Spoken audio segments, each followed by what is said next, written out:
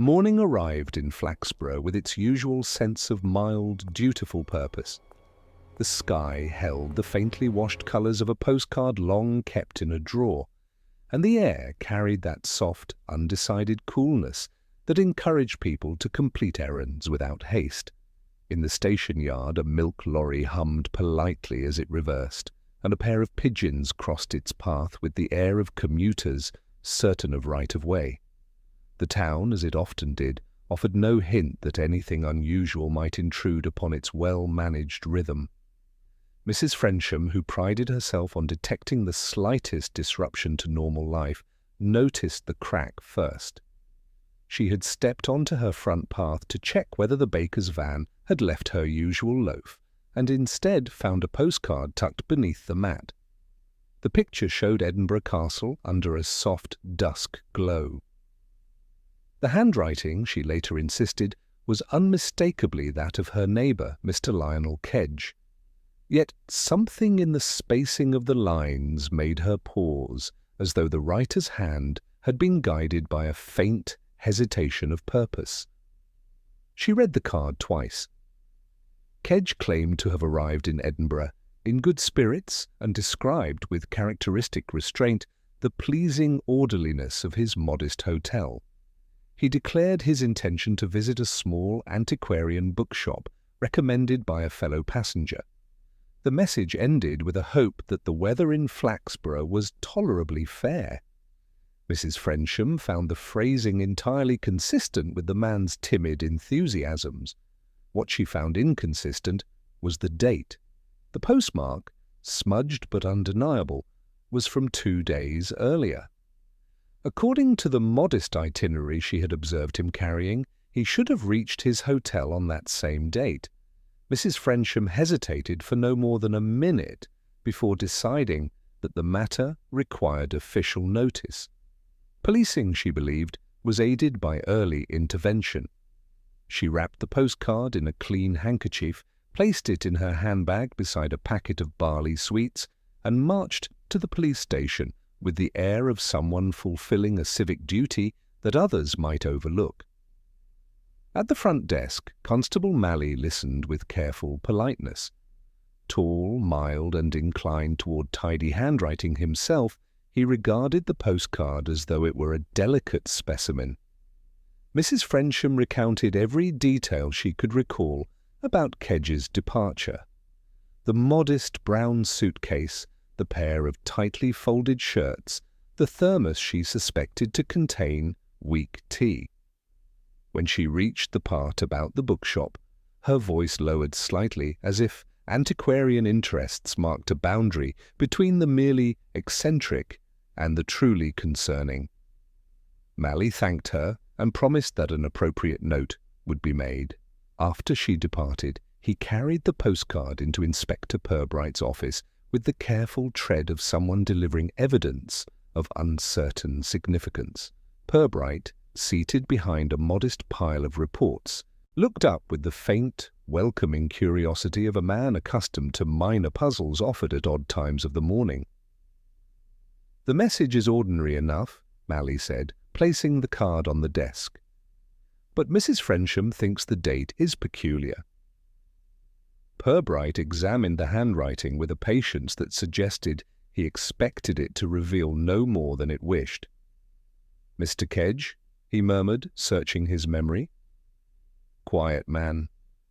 Odd dietary restrictions, mildly alarmed by unexpected conversation."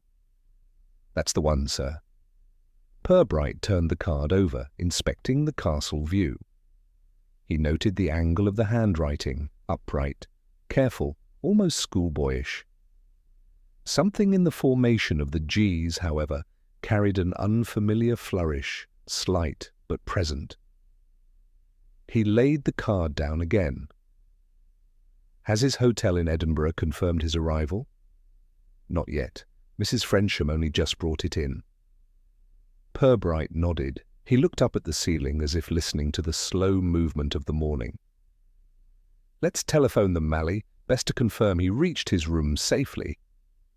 By mid-morning, the calm had cracked clean through. The Edinburgh Hotel, a modest establishment near the Grass Market, stated with quiet certainty that Mr. Kedge had not arrived. They had received a reservation, prepared a small single room with a view toward a narrow lane, but the guest himself had not been seen.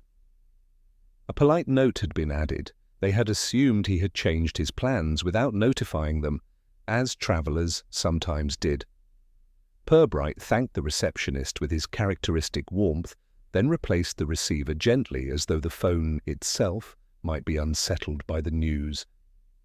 He sat back, folding his hands. Nothing in the account suggested danger, nothing yet hinted at malice.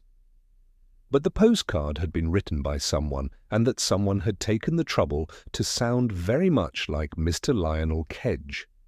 A breeze moved the curtains in his office. Outside, the day continued with its steady movements, the milk lorry's return, the pigeons' untroubled patrol, and Mrs. Frensham's careful rearranging of her garden pots.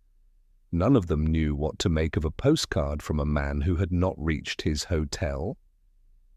Purbright, however, felt the familiar stir of mild concern, a sense that something small and courteous had gone quietly awry.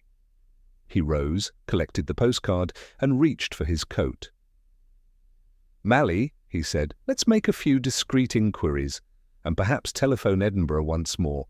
Mr. Kedge strikes me as the kind to avoid imposing on anyone, even in misadventure."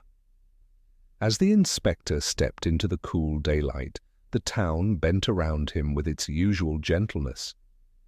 Yet beneath that gentleness, a faint shadow had begun to lengthen, one traced not by danger but by the quiet, unsettling absence of a man too polite to trouble anyone with his disappearance. The news of the undelivered arrival travelled through Flaxborough with the same quiet efficiency as its milk rounds. By the time Purbright returned from his initial calls, several curtains along Lilac Row had shifted with discreet briskness, as though granting themselves permission to observe the inspector's steady walk back to the station. Windows in Flaxborough had a talent for suggesting indifference while listening with great interest. Mrs. Frensham had spoken to only 2 neighbours on her way home, yet both had somehow conveyed the matter further before finishing their tea. By midday, the town possessed a growing list of remembered peculiarities about Mr. Lionel Kedge. They surfaced in gentle murmurs at kitchen sinks and in the soft whisking of brooms across shop thresholds. A woman at the chemist recalled that Kedge always purchased travel tablets just in case the coach jolted too firmly. A retired librarian stated with mild authority that he favoured pamphlets printed before 1920, preferably on topics best described as unnecessarily specific. At the post office counter, someone mentioned hearing him ask about international postage to countries he never visited. These fragments, ordinary in isolation, developed a faint bloom of strangeness when repeated often enough. People had liked Kedge, quiet, punctual, softly apologetic, but the discovery that he had not reached his hotel carried an unwelcome thrill. It unsettled them in the polite way of a teacup left slightly askew on a saucer. They began to wonder whether they had ever known the man at all. Purbright, meanwhile, listened to each recollection with patient reserve. He accepted 2 brief written statements, nodded thoughtfully at 3 oral ones, and made a mental note of a 4th that offered nothing except a neighbour's suspicion that Kedge always appeared halfway ready to explain himself, even when not required. It was the sort of observation Purbright treasured, useless at first glance, yet capable of opening a subtle door later. By early afternoon, a fine, indecisive rain had begun to fall, a light peppering that softened sounds and made every footstep on the pavement a gentle punctuation. Purbright stood by his office window for a moment, watching umbrellas tilt like thoughtful birds. He sensed a faint pressure beneath the town's habitual calm, as if Flaxborough itself were holding its breath. The telephone rang. Constable Malley answered with the tone of a man prepared for a routine matter, then straightened slightly. "It's for you, sir. From Edinburgh." Purbright crossed to the desk. The receiver was warm, humming faintly with the long-distance line. Inspector Purbright speaking. The voice on the other end carried a careful Edinburgh lilt, polite, composed, and edged with a nervous tremor. "Good afternoon, Inspector. My name is Mrs. Brodie. I run a small lodging house off Candlemaker Row. I apologize if this is an inconvenience, but I believe one of your residents may have failed to arrive here as intended." Purbright's gaze drifted to the postcard still resting neatly beside his blotter. "Mr. Lionel Kedge?" A sharp intake of breath. "Aye, that's the name. We were expecting him 2 nights ago. He's stayed with us before. Quiet gentleman? Very mannerly. I only phoned the police here this morning, but Sergeant Grieve suggested I contact you directly." "I'm grateful you did, Mrs. Brodie. What made you reach out today?" There was a pause, filled with the faint echo of rain tapping against her window.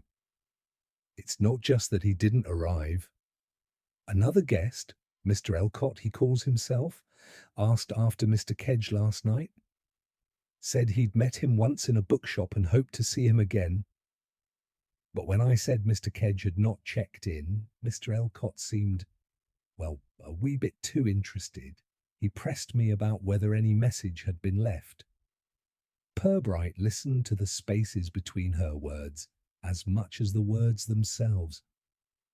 "Did he give a reason for his interest?" "No, Inspector. He only smiled in that polite way some people do when they dinny wish to say more. He thanked her, made arrangements for further contact, and replaced the receiver slowly. Outside, the rain thickened to a soft, steady patter, as though washing the air clean of its earlier hesitation. Malley stepped forward. "Anything significant, sir?" "Possibly." Purbright's tone remained gentle, contemplative. "A landlady who dislikes uncertainty, a fellow lodger who is over-attentive, and a man who sends a postcard from a city he may not have reached at all." Malley shifted his weight. "Do you think Mr. Kedge knew this, Mr. Elcott?" "That," Purbright replied, "is a question worth asking in the right light." He looked once more at the postcard, the neat strokes, the cautious phrasing, the mimicry so close it almost persuaded. He imagined a hand guiding the pen, someone familiar with Kedge's hesitations, yet not entirely sure of them. As the afternoon deepened, gossip trickled on through Flaxborough's tidy streets. Windows brightened against the dimming sky. A kettle whistled somewhere, urgent and brief. And in Edinburgh, beneath a greying skyline, a landlady stood with her hand resting near the phone, wondering whether she had done the right thing by calling. Purbright, coat already in hand, made his decision with quiet certainty. "The next step, Malley, is simple enough. We must go where the whispers begin to gather." He stepped into the rain-washed air, leaving behind a town whose curiosity had only just begun to stir. The train to Edinburgh moved with a steady, deliberate rhythm, carrying Purbright north, beneath a sky the colour of cooled pewter. He sat by the window, watching the fields unspool in long, muted strokes, the landscape flattening into moorland before gathering itself again into gentle, folded hills. The carriage murmured with the hushed exchanges of travellers who preferred not to intrude upon one another's journeys. Purbright found the quiet agreeable. It allowed him to consider the puzzle of Mr. Lionel Kedge without interruption. The postcard lay inside his coat pocket, its presence a small, stiff reminder. Each time the train swayed, he was aware of it shifting slightly as though trying to announce a truth it did not fully contain. He studied the countryside with the thoughtful concentration of a man reading a document whose meaning lay between the lines. In the faint reflection of the window, his expression remained mild, patient, faintly curious. Edinburgh greeted him with its usual mixture of grandeur and draughts. A thin mist clung to the grey stone, softening the edges of spires and lending the streets an air of whispered secrecy. Footsteps echoed along the pavements, mingled with the distant clang of a passing tram. Purbright paused a moment outside the station, breathing in the cool air. The city seemed to wait, politely, for him to begin. Sergeant Alastair Greve approached with the purposeful stride of a man who believed punctuality to be a moral virtue. Tall, trim, and possessed of an expression that hovered between courtesy and dry amusement, Greve extended a hand. "Inspector Purbright, welcome to Edinburgh. I hope the journey wasn't too tedious." "Quite comfortable, thank you," Purbright replied. "The scenery encourages reflection." Greve's eyes brightened. "A dangerous pastime in this city. People start thinking, and before long they imagine conspiracies in the closes." Purbright gave a soft chuckle. "Then I shall try to keep my thoughts modest." They walked together through the station's archway, their footsteps carrying an easy cadence along the slick, rain-darkened pavement. Greve briefed him as they went, his tone calm but attentive. "We've spoken again to the hotel. No sign of Mr. Kedge. Mrs. Brodie remains concerned, though she insists she doesn't wish to make a fuss. As for the other lodger, Mr. Elcott, I've arranged for us to meet him this afternoon. He's a talkative fellow. Too talkative, if you ask me." Purbright nodded, adjusting his coat. "Men who speak readily often reveal more than they intend, particularly if they're eager to demonstrate helpfulness." Greve tilted his head, amused. "Ah, yes, that's the impression he gives, as if he's rehearsed being useful." Their first stop lay only a short walk from the station. A small coach office tucked behind a souvenir shop, offering postcards brighter than any sky the city had seen in months. Inside, the air carried a faint scent of damp wool and engine grease. Purbright listened patiently as a clerk recited passenger lists and confirmed that Mr. Kedge had indeed boarded the Flaxborough coach, but no one could recall him leaving it. "He was a quiet sort," the clerk said, tapping a pencil against his chin. "Sat by the window, looked out a fair bit, bought a small map at one of the stops." "Did he speak to anyone during the journey?" Purbright asked. "Not that I noticed. He nodded when I checked his ticket. That was all." Back outside, Greve exhaled thoughtfully, his breath joining the thin mist drifting along the street. "Our Mr. Kedge seems to have mastered the art of disappearing without troubling anyone." "An admirable talent," Purbright murmured, "but a troubling one when combined with a forged postcard." Their next visit took them to the modest hotel on Candlemaker Row. Inside the vestibule, the faint smell of polish and lavender greeted them. Mrs. Brodie appeared from behind the reception desk with the brisk composure of someone determined to be useful without overstating her concern. She offered tea, which both men accepted, and then recounted the same details she had given by telephone, though now, in the small parlour with its ticking mantel clock, her worry felt more pronounced. "The wee room's still ready for him," she said, shaking her head. "Bed made up, window cracked just the way he liked it. It's no right, Inspector. He was never the type to wander without saying something." Purbright looked around the room, studying small signs of order, straightened cushions, a vase of modest daisies, a neat stack of walking tour brochures. Mr. Kedge appreciated predictability, it seems. "Aye," she replied softly. "That's exactly it, predictability." Greve glanced at Purbright as they stepped back into the cool air. "Next stop, the bookseller." The narrow shop crouched between two taller buildings, its windows fogged slightly with the breath of old paper. A small bell chimed as they entered, its sound bright and apologetic. Dust motes drifted in the lamplight like suspended thoughts.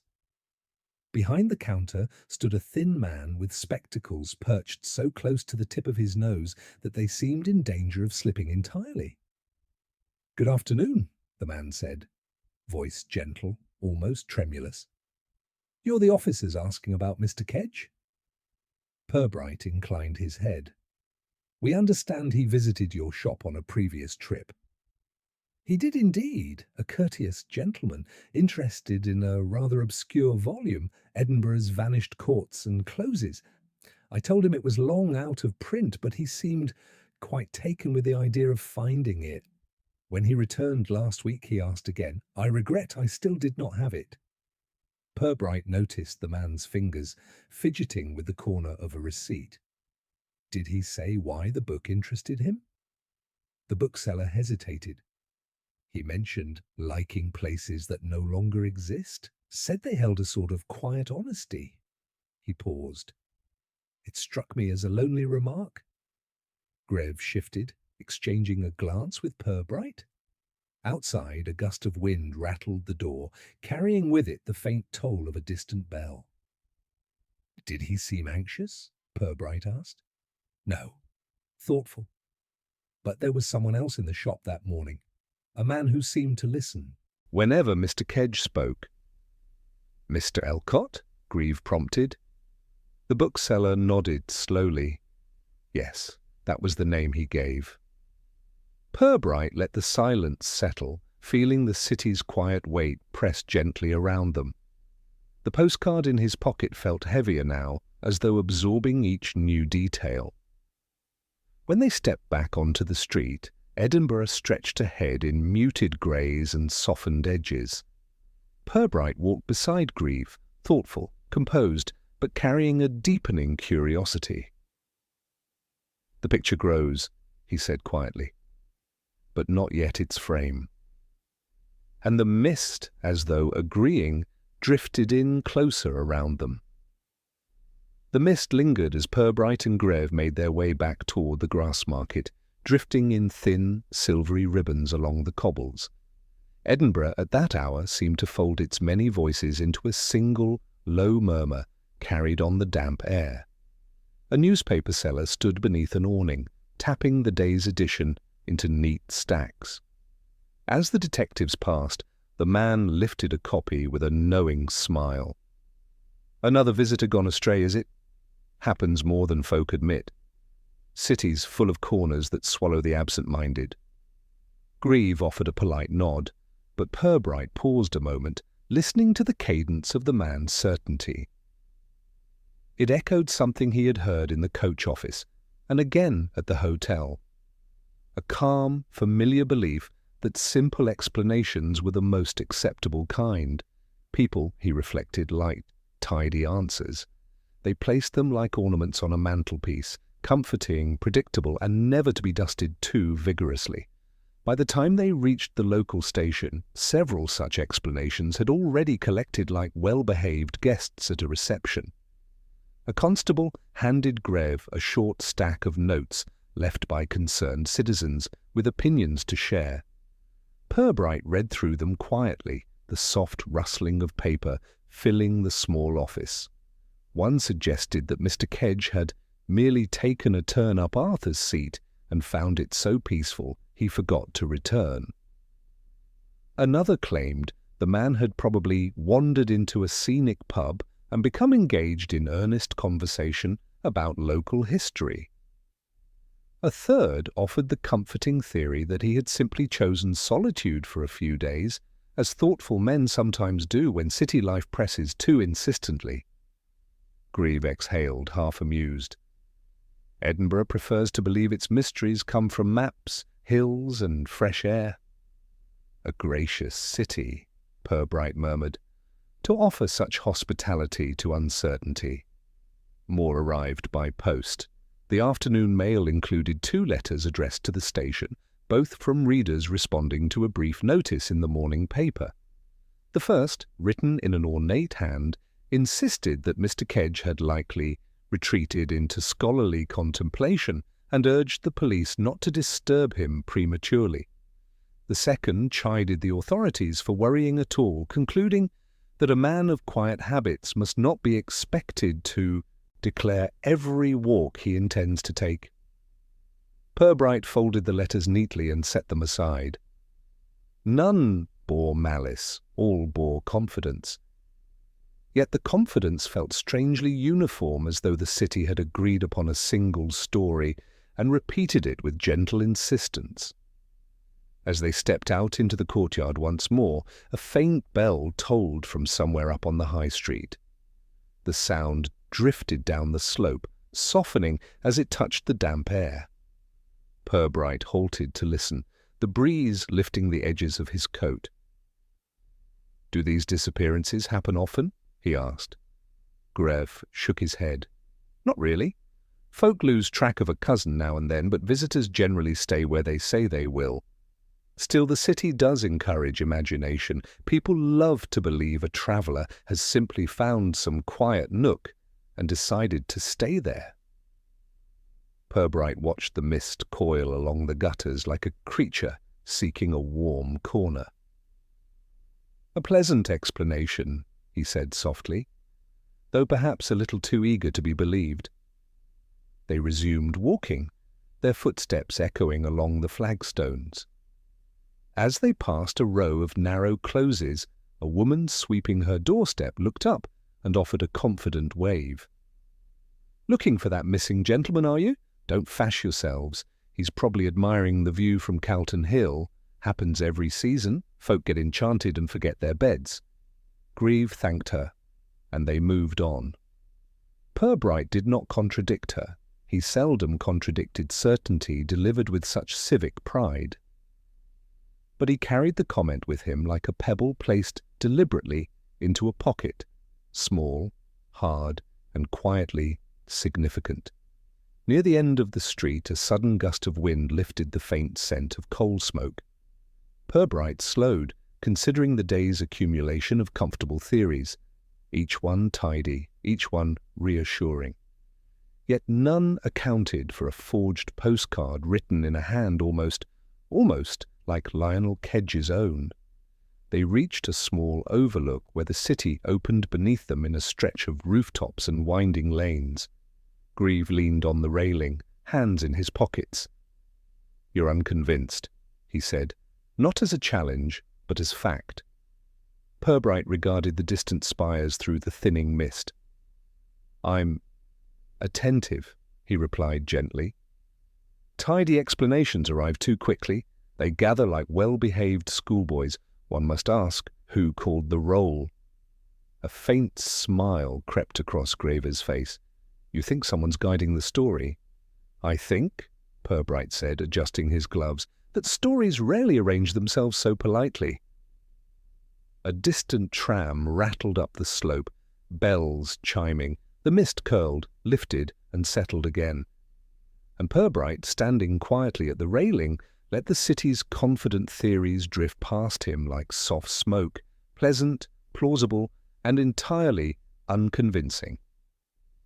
The afternoon light thinned as Purbright and Greve made their way toward the museum, the mist beginning to lift in long, reluctant strands. Edinburgh's old stones glistened faintly, and the air carried the dry, papery scent that often lingered near places full of catalogued history. Greve had received a brief telephone message from the museum's cloakroom attendant, something about an item left behind by an unknown visitor, found only because a guidebook had fallen open at an awkward angle. The attendant's tone had been politely uncertain, as though unsure whether the discovery warranted the attention of two detectives.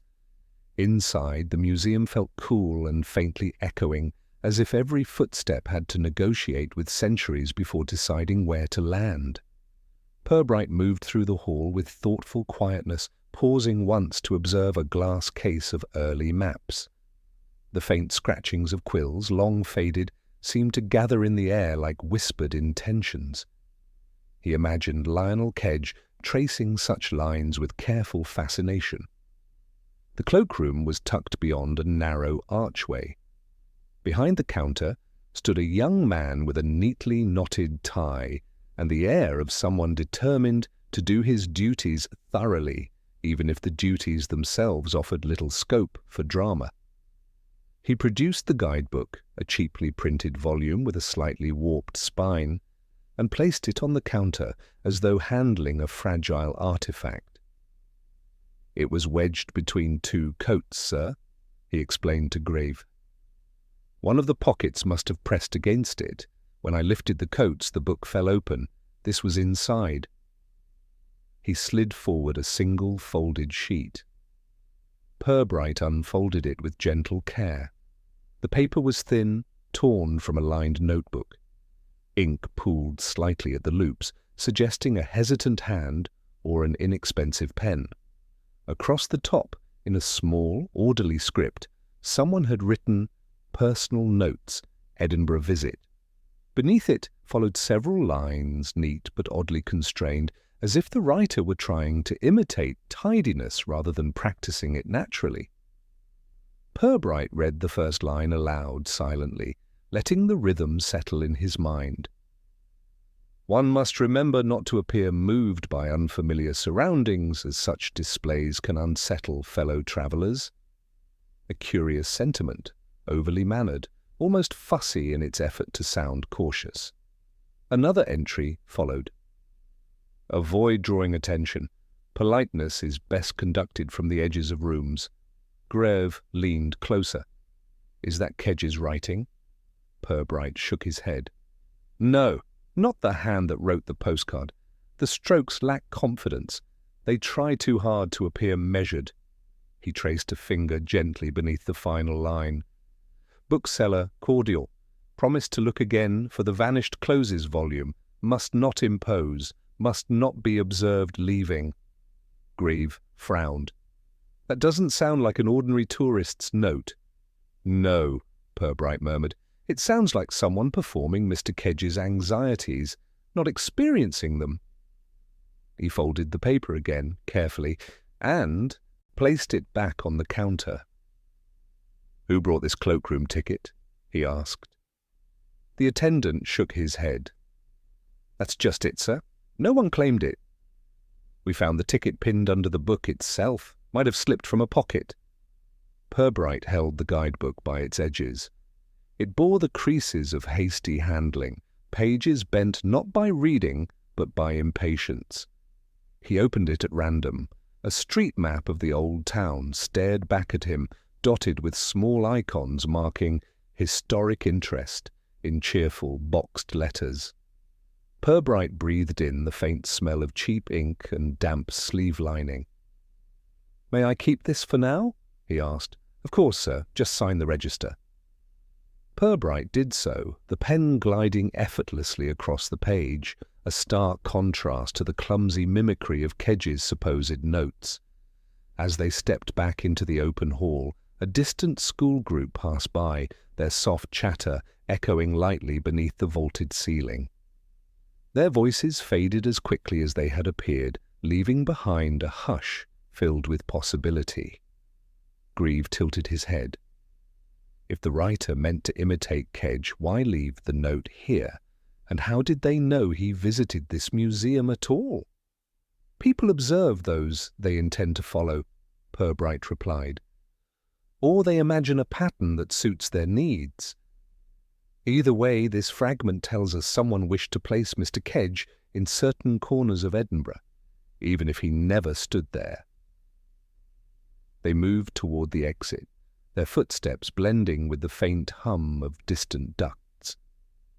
Outside, the sky had grown paler, the clouds thinning to reveal slivers of soft blue.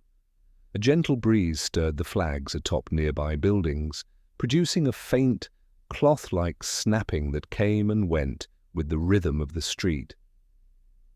Purbright paused at the museum steps.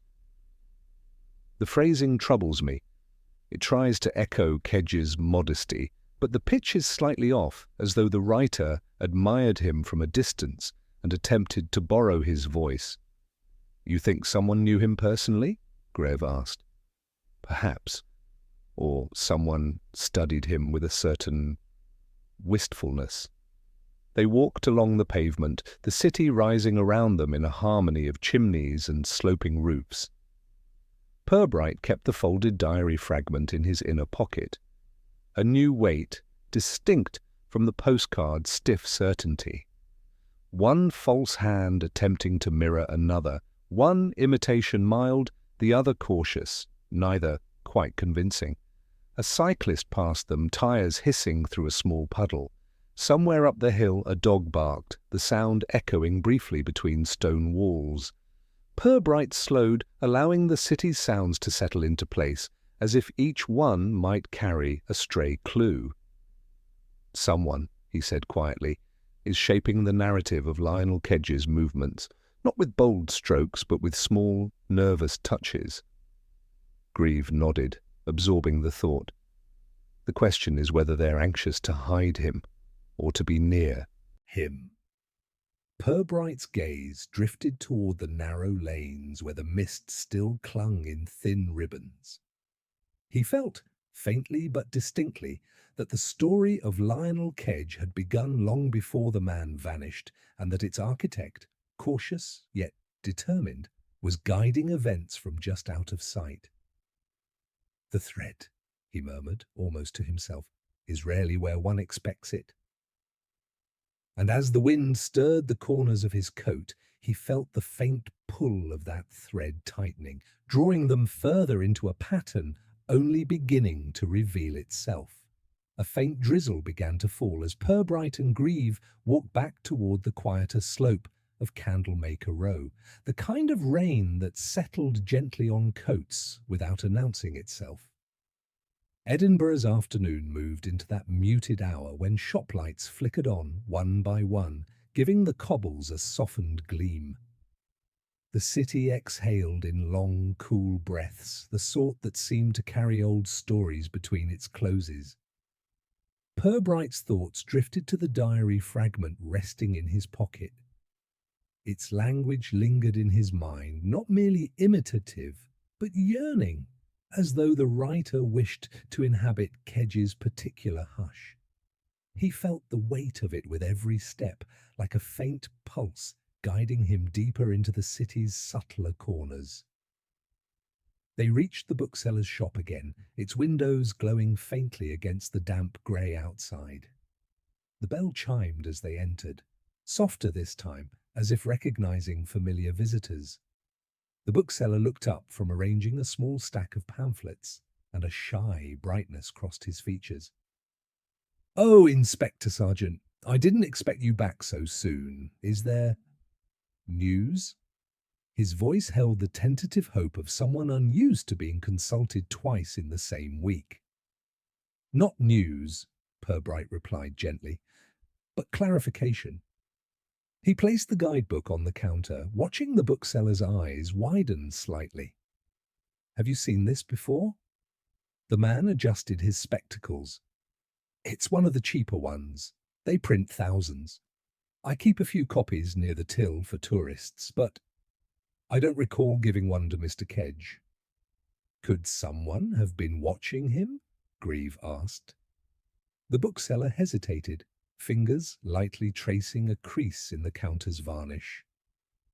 "Some visitors linger near others, more for company than mischief. People misunderstand the quiet sorts." He paused. "And Mr. Kedge was very quiet?" Purbright studied the man more closely.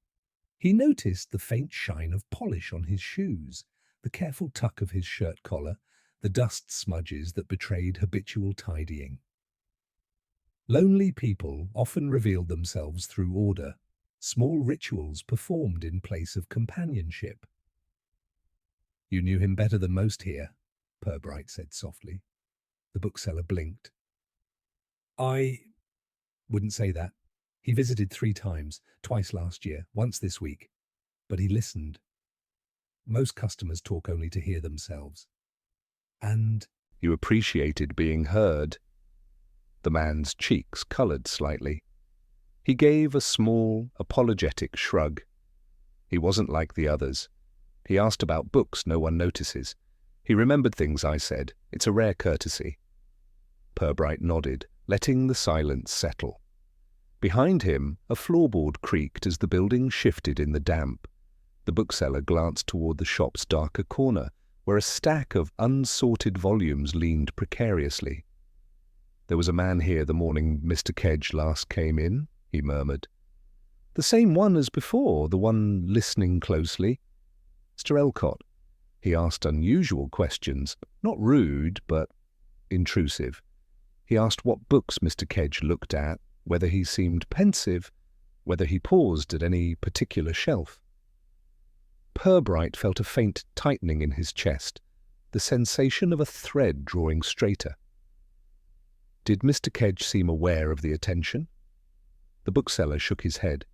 No, he was absorbed in the maps section, but Mr. Elcott watched him with a peculiar fondness. He swallowed, as if writing a story about him. Purbright exchanged a glance with Grieve. The rain outside strengthened slightly, pattering softly against the windows. "Thank you," Purbright said. "You've been very helpful." The man's smile wavered, both grateful and shy. As they stepped out into the drizzle again, the bell gave a solitary chime that felt strangely reflective. They walked toward Mrs. Brodie's lodging house next. The street quieted as twilight settled in, a faint breeze carrying the distant aroma of coal smoke and damp stone. When they reached the modest doorway, the hall light cast a gentle oval on the pavement. Mrs. Brodie welcomed them with a determined composure, though her eyes carried a guarded gleam. "Another look round, Inspector?" "Of course. Please come in. Mind the umbrella stand." Inside, the house felt warmer than before, the faint scent of polished banisters mingling with the comforting aroma of cooking drifting from an unseen kitchen. Purbright noticed how carefully everything was arranged. Framed prints hung at measured intervals. A lace runner lay perfectly centered on the hall table. A home built on quiet vigilance. "We'll trouble you only briefly," he said. "A few more questions about your other lodger." Mrs. Brodie clasped her hands, her fingers tightening. "Mr. Elcott? He's a polite man, pays on time, keeps mostly to himself." "Mostly?" Grieve asked gently. She hesitated. "Well, he asked after Mr. Kedge several times, said he'd admired him during an earlier stay, but I don't like to make assumptions about guests. People come and go for their own reasons." Purbright watched her carefully. Her voice remained controlled, but her shoulders betrayed a tiny stiffness. "Did he leave the house the evening of Mr. Kedge's expected arrival?" he asked. I believe so. He said he had errands. He often walks late." Purbright noted the faint tremor in her tone. "Mrs. Brodie, has he made you uncomfortable?" Her eyes flickered just once. "No, Inspector, only protective of his privacy. He dislikes questions, that's all." Purbright allowed the silence to stretch a moment. In the distance, a church bell tolled once, soft and hollow, as though signalling an unspoken thought. "Would you mind showing us his room again?" he asked. She opened her mouth, hesitated, then nodded.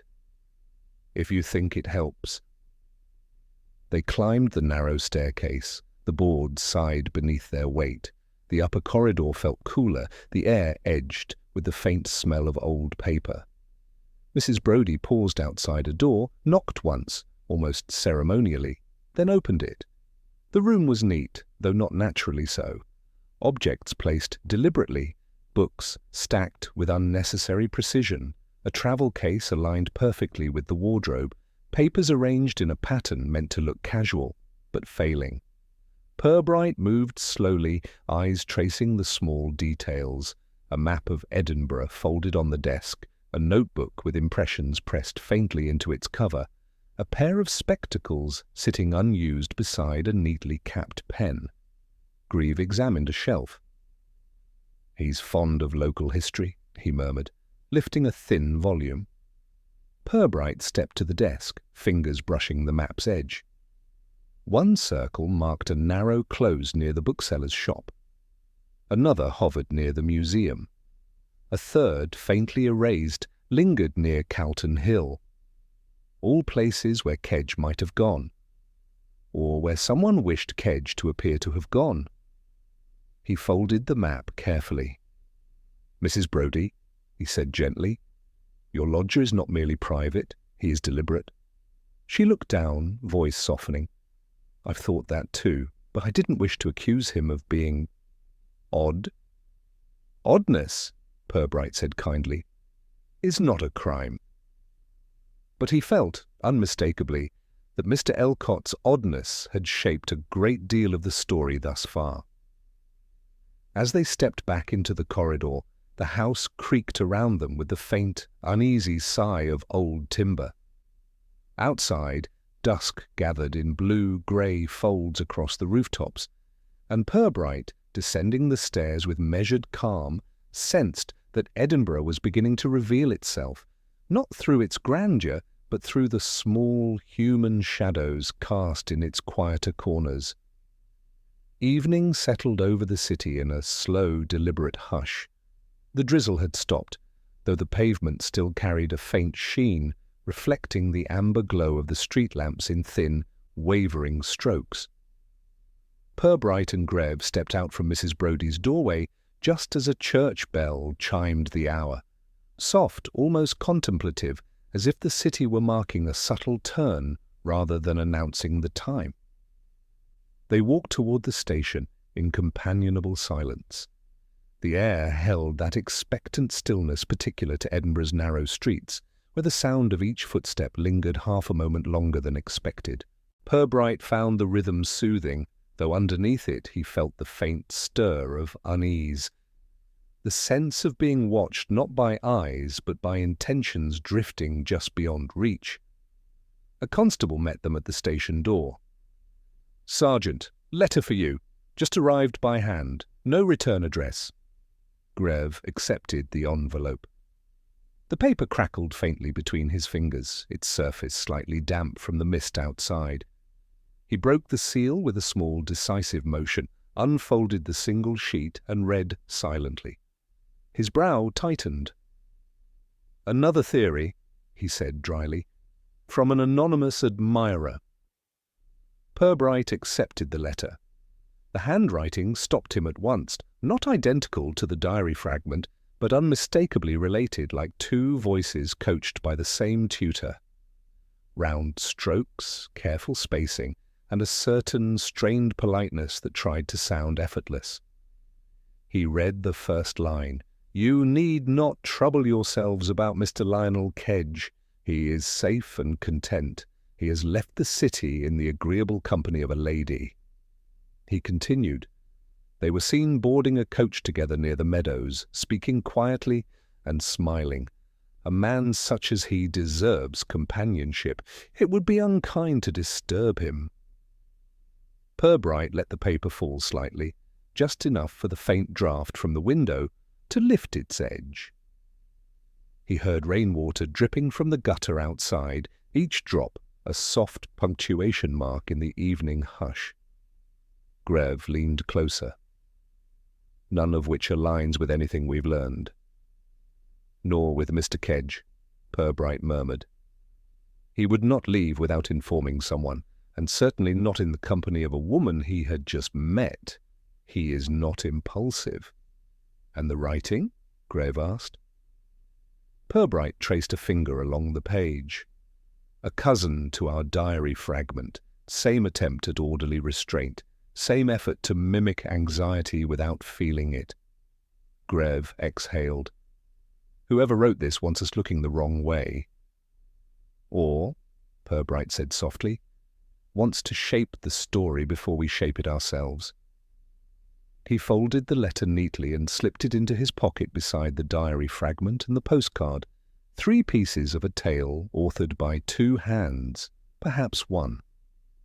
Each variant pressing itself toward the narrative like a child presenting an imperfect drawing, eager for approval. Greve gestured toward the dim corridor. "We've questioned the staff, walked the closes, traced the routes he might have taken. If someone's steering us, they must be close, watching our progress." Purbright glanced at the window. The glass held a faint reflection of the station lamp, but beyond it lay only darkness, shifting slightly with the movement of the street's evening breaths. "Close indeed," he murmured. A stack of reports rustled on a nearby desk, lifted briefly by the draught. The sound reminded him of pages turning themselves, stories unfolding without permission. Grieve sat down heavily on a wooden chair, the legs scraping a muted line across the floor. "Let's assume this claim is entirely fabricated. Why choose a woman? Why the meadows? Why a coach leaving town?" Purbright considered. "Because the explanation must be plausible, comforting, and impossible to verify. A man leaving with a companion invites no suspicion. People rarely question the happiness of others." Greve leaned back. "It's sentimental." "Sentimental," Purbright repeated, but structured. Someone who observes loneliness might imagine companionship as a tidy ending." The room grew quiet. Footsteps echoed distantly in the corridor. Outside, a bus rumbled past, its wheels hissing through a shallow puddle. Purbright rose. "We should walk the meadows in the morning, and speak again with the bookseller. Mr. Elcott may know more than he admits." Greve stood beside him. "You think he wrote this letter?" "I think," Purbright replied gently, "that Mr. Elcott observes others with unnatural attention, and that he reveres Mr. Kedge's quietness. People sometimes imitate those they admire, hoping to understand them, or to be them." Grieve nodded thoughtfully. "If he forged the diary fragment and this letter, then he's attempting to create a version of Kedge that pleases him." Purbright slipped into his coat, "or one that absolves him." They stepped outside. The night air met them with a soft chill, brushing lightly against their faces. Somewhere beyond the houses a single bell rang, thin, distant, and strangely persistent, its tone catching on the damp wind like a question that refused to be dismissed. They walked slowly toward the main road. The city around them had changed. The earlier mist, once passive, now felt purposeful, curling around lampposts and drifting into the alleys as if listening. Purbright paused at the corner. "When stories shift," he said softly, "so does the light." Grieve looked up at the cloud-veiled sky. "A change in light, then?" "Yes," Purbright replied, his voice almost a whisper. "And whoever changed it is watching to see if we follow." Morning returned with a faint, pewter-coloured light that slipped between the rooftops and settled in the narrow closes like a polite intruder. Purbright and Grieve walked toward the meadows with the steady rhythm of men who had slept little yet, carried their thoughts neatly arranged. A fine veil of mist drifted above the grass, glowing faintly as the first lamps clicked off around the park's perimeter. Their footsteps pressed soft, temporary marks into the damp path. Purbright breathed in the clean scent of wet leaves and distant chimney smoke. "People," he said quietly, "fear becoming insignificant. They prefer their presence acknowledged, even indirectly." Grieve glanced over. "You think that's our culprit's motive? To be noticed?" "Not noticed directly," Purbright replied. "Consulted, felt, needed." He adjusted his gloves. "Some people orchestrate mysteries the way others set a table, carefully, but hoping someone will comment on the arrangement." They reached a bench overlooking the morning joggers. None resembled Kedge. None seemed inclined toward anonymous letter-writing. Grieve scanned the path. "Nothing here suggests Kedge walked with anyone. No coach stops nearby either." "Precisely," Purbright murmured. "Our anonymous storyteller counts on the ambiguity of large spaces. Folklore often begins in places where proof evaporates." A cyclist sped past, tires hissing softly against the dew-darkened path. Purbright watched him disappear into the trees before turning toward the old town again. "Let's speak with them all once more," he said, "separately. The landlady, the bookseller, and Mr. Elcott, if he's inclined." Grieve nodded, and together they walked back through streets waking slowly, the clatter of shop shutters mixing with the distant toll of a church bell, its sound drifting across the city like a reminder of unanswered questions. The bookseller opened his door to them with a startled blink, as though hopeful he had been misremembered. The bell chimed above their heads in a faint, uncertain trill. "Inspector," he stammered, straightening his tie. "Sergeant, you found something?" "A letter," Purbright said gently, "claiming Mr. Kedge left Edinburgh with a woman." The bookseller's brows rose in pained disbelief. "A woman? Mr. Kedge? Forgive me, but—" He was not the sudden romantic sort. "You're certain of that?" Purbright observed. The man hesitated only a moment. He spoke of companionship like one speaks of weather patterns, interesting but unlikely to change. Purbright let the words settle. "And yet someone wishes us to imagine him otherwise. Why might they?" The bookseller's hands folded atop one another, fidgeting. Perhaps someone misread him, or wished to give him a better ending. Purbright watched the man's face, not accusatory, but with the calm attention of someone reading marginalia. "Did you ever speak of Mr. Kedge to others? Mention your conversations?" "Only once," he admitted.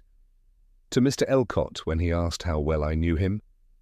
He seemed wistful. Said Kedge had a clarity he admired." "Clarity?" Purbright repeated, tasting the word. "A trait easily misinterpreted." The bookseller swallowed. "I told him Kedge was simply thoughtful, nothing more." "Thoughtful," Purbright murmured, "is enough to inspire imitation in certain minds." He thanked the man, leaving him standing amid the narrow aisles, fingers resting lightly on a shelf of worn guidebooks. As the door closed behind them, the bell gave a single, mournful note. Mrs. Brodie answered her door with brisk efficiency, though her eyes still carried the vigilance of someone carefully guarding her thoughts. "Inspector," she said, "I've tea on if you'd like a cup." "Another time?" he replied kindly. "We only need a moment." She led them to her small parlour, where morning light filtered through lace curtains in soft, wavering stripes. Purbright remained standing, hands gently clasped. "Mrs. Brodie, did Mr. Elcott leave the house early this morning?" She blinked rapidly. "Yes. Before 6. Said he enjoys walking the city as it wakes. I heard the stairs creak." "Did he mention Mr. Kedge again?" Her lips pressed together briefly. "He asked whether I'd received word. When I said no, he looked relieved." She lowered her gaze. "Not disappointed. Relieved. That is odd," Purbright said softly. She gave a faint, troubled nod. "I know. I didn't want to speculate." "You did well not to," Purbright said, offering a small smile. "But oddness tells its own story, given time." She glanced toward the staircase, voice dipping to a whisper. "He listens at doors, Inspector. Not often, but enough for me to notice." Purbright and Grieve exchanged a slow, silent look. "Thank you," Purbright said gently. "You've been very helpful." As they stepped outside once more, the wind carried a faint rustle from the nearby trees, like pages turning somewhere out of sight. "Time for Mr. Elcott," Greve said. Purbright nodded. Kindly but firmly. They found him where Purbright suspected they would, in the small public garden behind Greyfriars, seated on a bench with a notebook open on his knee. He looked up as they approached, a thin smile forming with affected surprise. "Officers, a pleasure. Lovely morning, isn't it?" Purbright met the man's gaze with a polite, unreadable calm. "Mr. Elcott, we've received an anonymous letter. Someone claims Mr. Kedge left Edinburgh with a woman. The phrasing resembles notes we discovered in a guidebook. Elcott's smile froze just slightly, like wet paint catching a chill. Oh, how curious. Purbright sat beside him, leaving an exact foot of respectful space.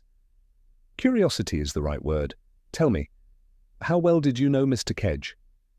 Elcott's pencil hovered above the page, unmoving. Not well, but I admired him. He had stillness.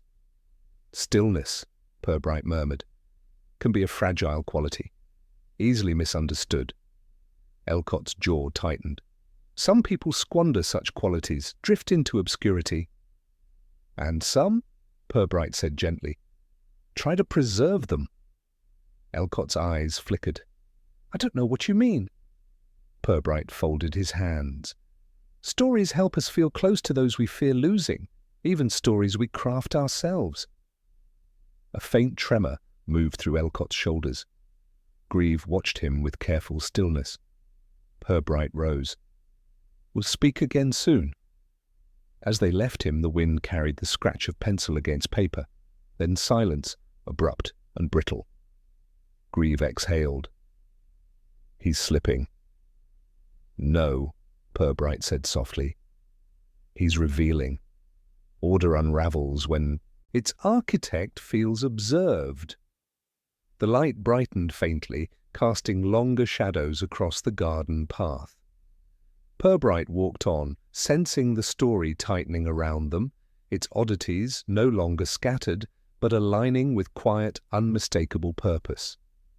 Mrs. Brodie's parlour was warm in the late afternoon, the kind of warmth that settled gently rather than insisting on itself. A small coal fire murmured in the grate, its light shifting across the patterned wallpaper in slow, flickering breaths. Purbright noticed the faint tick of a mantel clock, steady as a heartbeat. Outside, footsteps passed along the pavement, softened by the lingering mist, while a distant bell struck the quarter hour with a patient, unhurried chime. Mrs. Brodie had laid out tea with careful precision. 2 cups, a plate of shortbread, and a small jug of milk aligned beside a folded napkin. She glanced between Purbright and Greve, anxiety hiding just beneath her composure. He's upstairs, she whispered. Returned barely 10 minutes ago, went straight to his room. If you'd like me to fetch him. No need, Purbright said gently. Invite him for tea, just as you normally would. Nothing more. Mrs. Brodie nodded and disappeared up the stairs, her steps soft but purposeful. Grieve stood beside the mantel, hands resting behind his back, watching the reflections ripple across the teapot. Do you think he'll come willingly? He asked. He will, Purbright murmured. He wants to be understood, and he believes he still controls the narrative. A moment later, Mrs. Brodie returned with Mr. Elcott at her side. The amateur historian entered with the stiff politeness of a man expecting courtesy, yet suspicious of its cost. He offered a small bow of greeting, his notebook tucked under one arm. Inspector, Sergeant, Mrs. Brodie thought I might join you. I hope I'm not interrupting official matters. Not at all, Purbright replied, motioning to the empty chair across from him. A cup of tea is always improved by conversation. Elcott sat.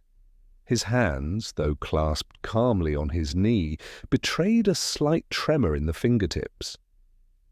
Mrs. Brodie poured the tea with steady care, though her eyes flicked to Purbright once, quickly, as if seeking reassurance.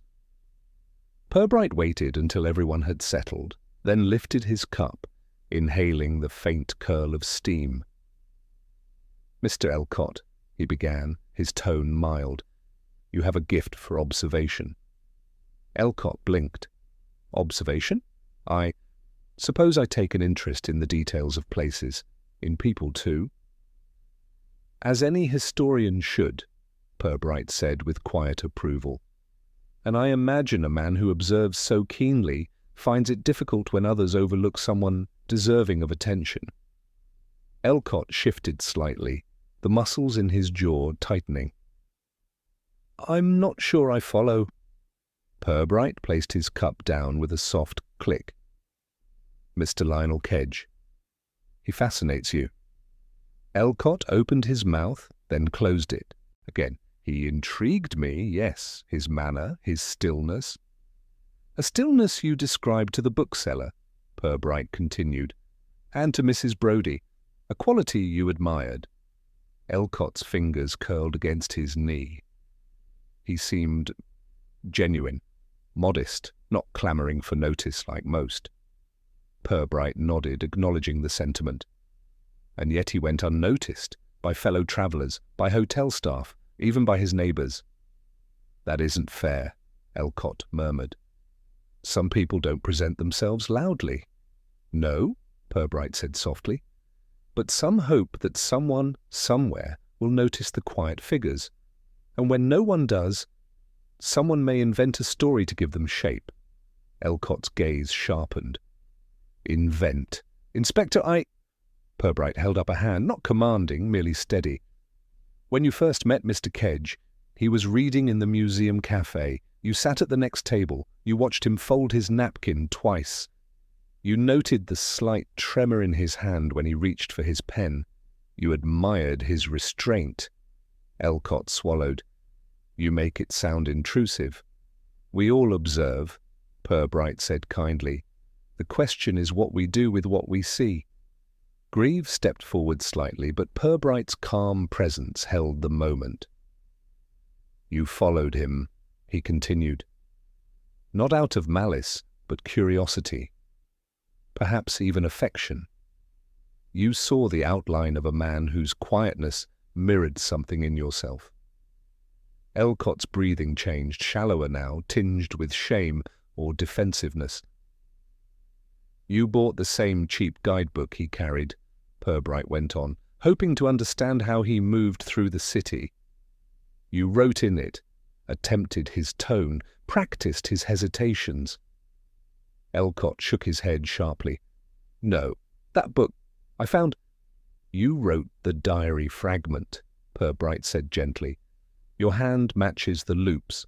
Your phrasing mirrors your own notebook. You meant it as a tribute, not a deception.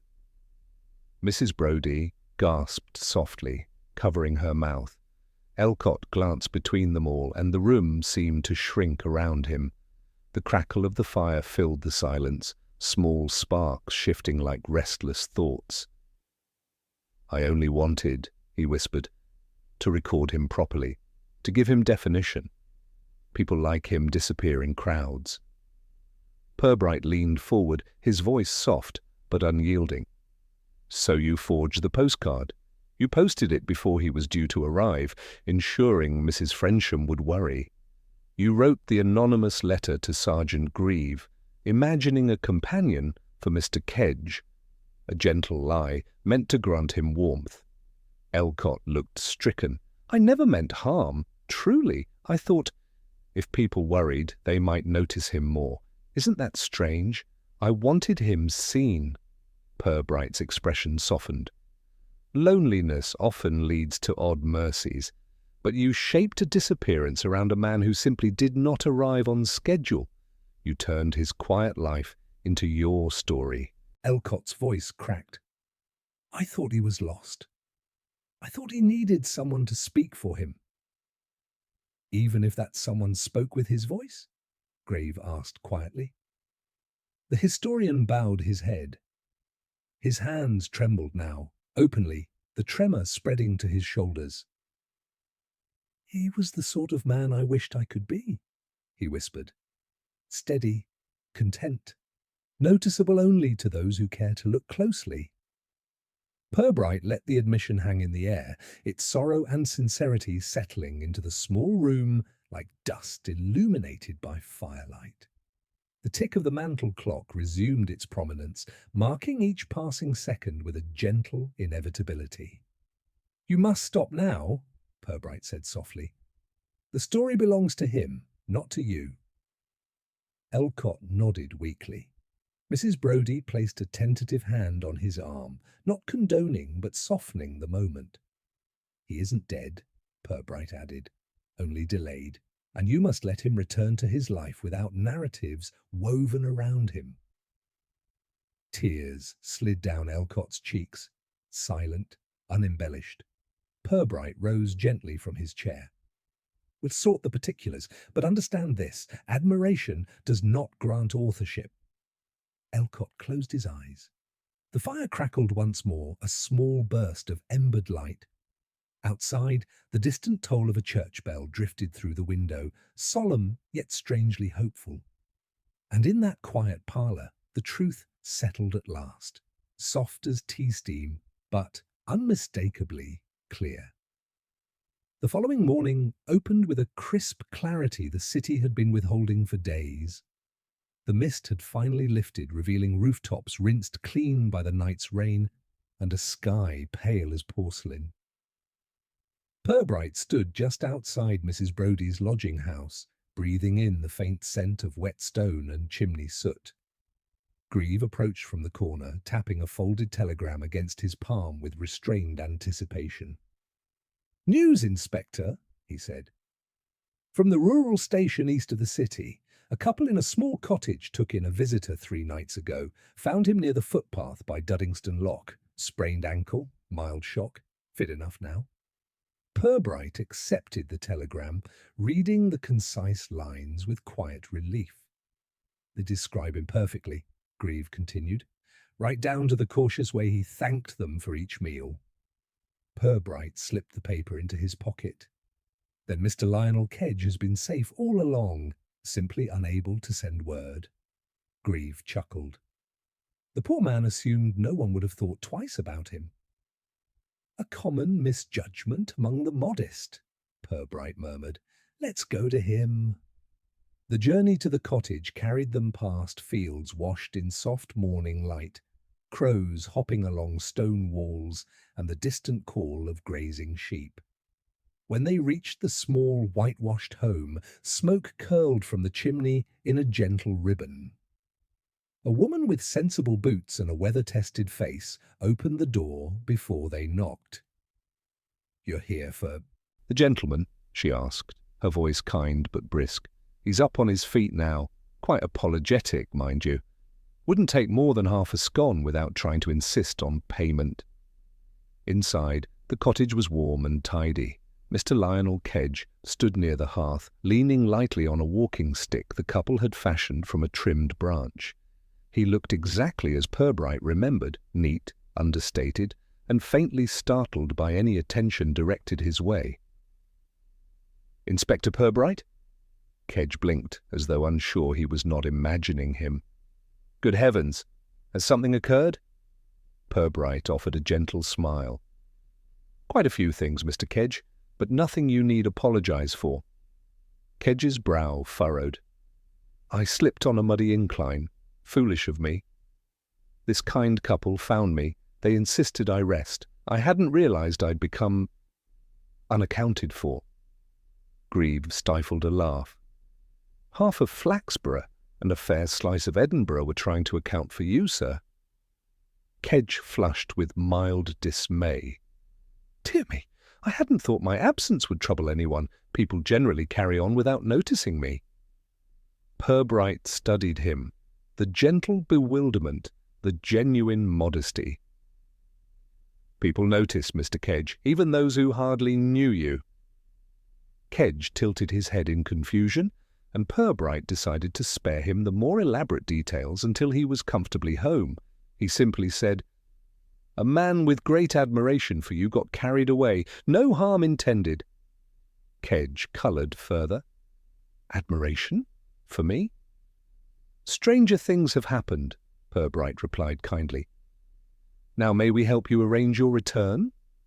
The couple packed a small basket of provisions for the journey, brushing off Kedge's attempts to insist on compensation. As they stepped outside, a soft breeze carried the faint sound of church bells from the distant village. Kedge walked slowly but steadily, supported more by Purbright's encouragement than by the handmade stick. During the ride back to the city, Kedge sat quietly, hands folded atop his coat. After a long pause, he said, "I don't quite understand why someone would imitate me." or write things in my manner. Purbright considered the landscape rolling past the window.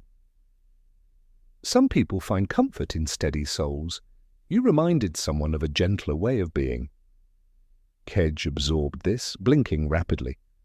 But forging a postcard and letters, and goodness knows what else, seems excessive. Loneliness often is, Purbright said softly. Grieve added, He didn't wish you harm, sir. He wished you significance. Kedge looked faintly troubled by the idea. I'd rather not be significant. It only invites confusion. Purbright smiled, a sentiment that perhaps lies at the heart of all this. When they reached Edinburgh, Purbright ensured Kedge was delivered safely to the station with instructions and a gentle promise to rest and avoid steep paths on future holidays. The man thanked them profusely, bowing in awkward increments until Purbright guided him toward the platform with a reassuring pat on the shoulder. Later, back at Mrs. Brodie's parlour, Elcott sat in subdued resignation. He had not fled, nor argued, nor attempted further invention. He merely offered a small, quiet acknowledgment when Purbright confirmed that Mr. Kedge had been found safe. I suppose, Elcott murmured, staring down at his folded hands, that real lives do not require my embellishments? No, Purbright said gently. But your intentions, though misplaced, were born from a kind of empathy. Misguided, yes, yet not malicious. Elcott exhaled shakily. I couldn't bear the thought of him vanishing without anyone noticing. Purbright poured a small cup of tea and placed it before him. He was never as invisible as you feared. People see more than you think, even if they don't always say so. Mrs. Brodie, standing in the doorway, nodded softly, an unspoken forgiveness carried in her steady gaze. The fire crackled once more, its warm glow reflected in the polished teapot. Outside, the last of the day's light slid across the windows, gentle and unassuming. And in that restored calm, with confusion settled and intentions laid bare, politeness, or something deeper, quieter, found its place again. The mid-morning train slid into Flaxborough with its usual unhurried ease, brakes sighing as though relieved to stop in a town that never rushed anything unnecessarily. Purbright stepped down onto the platform, the familiar scent of coal, damp timber and distant seaweed drifting toward him on a mild breeze. A gull circled lazily overhead, crying once before deciding the station offered little of interest. Constable Malley waited by the gate, cap slightly askew, an expression of earnest anticipation spreading across his face. "Welcome back, sir," he said. "Everything quiet while you were gone?" "Good," Purbright replied, adjusting his coat. "Quiet is often underrated." They walked together across the yard. The cobblestones glistened faintly from an earlier shower, catching the sunlight in slim, wavering lines. Malley cleared his throat with the hesitance of someone unsure whether a question would appear impertinent. "And Mr. Kedge, sir? All right, is he?" "Quite," Purbright said. "A sprained ankle, a generous cottage, and a misplaced belief that no one would miss him." Malley smiled faintly. "People did, though." Yes, people did. As they entered the station office, the kettle burbled its steady domestic hum. Malley busied himself arranging 2 cups while Purbright lowered himself into his chair, feeling the familiar contours welcome him back. The case, if it could be called that, sat gently in his mind like a book that had revealed its final chapter without fanfare. Loneliness. The most polite of afflictions. It rarely shouted. More often it arranged small, careful gestures in the quiet hope that someone might look closely enough to understand them. He accepted the tea Malley handed him, inhaling the faint steam curling upward. Papers on his desk rustled in the mild draught from the half-open window. Outside, Someone pushed a pram past the station railings. Its wheels clattered rhythmically against the path. A dog barked, friendly, unbothered, life resuming with its usual, comfortable attention to the ordinary. "Anything needing urgent attention?" Purbright asked. Mally shook his head. "Just Mrs. Frensham asking whether you'd confirm if her hydrangeas are attracting stray cats or if she's imagining it." Purbright allowed himself a soft sigh of amusement. "A matter for delicate diplomacy." Mally grinned. "I told her you'd stop by this afternoon." Purbright leaned back slightly, letting the calm of Flaxborough seep into him like warmth from a hearth. He thought again of Mr. Elcott, the lonely historian with his imitation handwriting and wistful admiration, a man compelled not by malice, but by a quiet desperation to matter, to participate in someone else's existence, if not in his own. People shaped stories when facts proved insufficient, he reflected.